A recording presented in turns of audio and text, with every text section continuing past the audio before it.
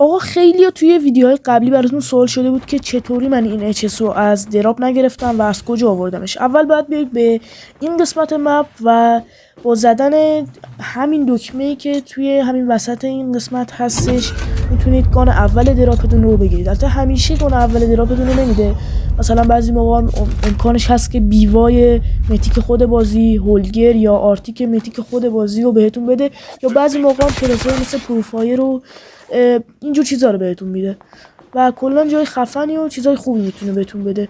و اگر دوست داشتید و دیگه برای آموزش‌های بیشتر هم میتونید چنل منو ساب کنید. Location exposed.